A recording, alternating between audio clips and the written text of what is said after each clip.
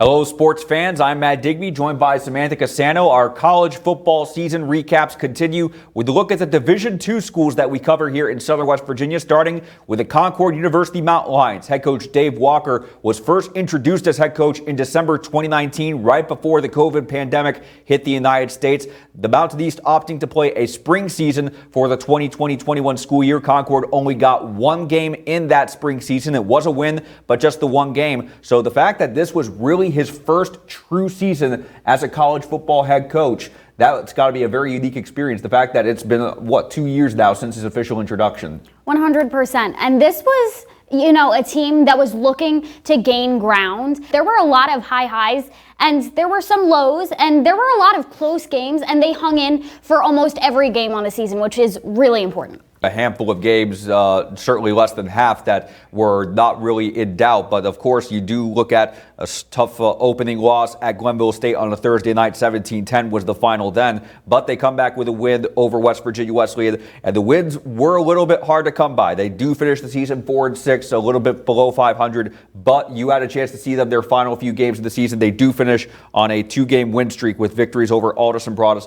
and UNC Pembroke. And especially because you had a lot of skilled players on the offense that were making plays at various parts of the season, and it just happened that their efforts were able to pay off at the end of the regular season.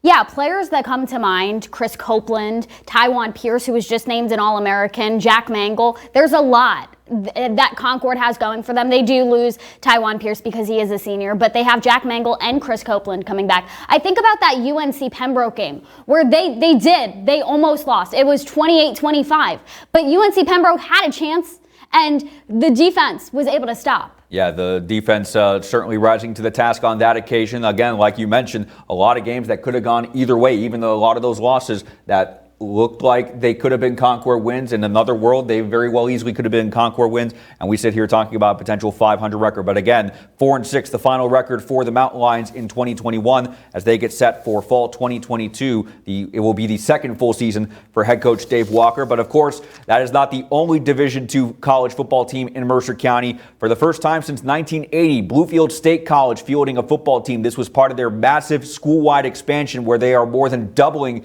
the number of varsity athletic programs. So anytime you have a program coming back after 4 decades away, that is always a special feeling. And Bluefield State, they were able to not just celebrate the return of the football team, but they were able to have some great games in that time. Yeah, they play at one of my favorite stadiums, Mitchell Stadium, and that atmosphere is electric. And even though, it is a stadium, I think that really helps build the momentum. They have a lot going for them. It is their first season back. Yeah, Tony Coxum, the appointed head coach in his first season as a head coach at any level. He was chosen to lead the Big Blues, and he was very excited from his introductory press conference back in October of 2020. They did lose their very first game back, 21-14 to Lawrence Tech, but they did have a successful year, finishing 4-3. Not very often that your first season back that you have a record above 500, but they were able to get a lot of quality results on the road. They were only able to play one official home game after Lawrence Tech because the UNC Greensboro game was declared a forfeit win. The St. Anselm game was canceled. They decided to call it a season after 7 games,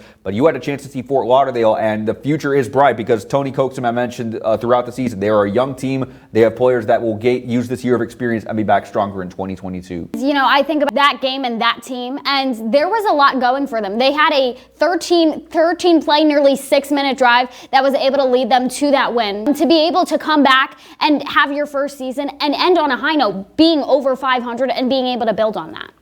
2022 will be a season to watch for both the Concord Mountain Lions and the Bluefield State Big Blues. Well, that will do it for sports. We'll be right back.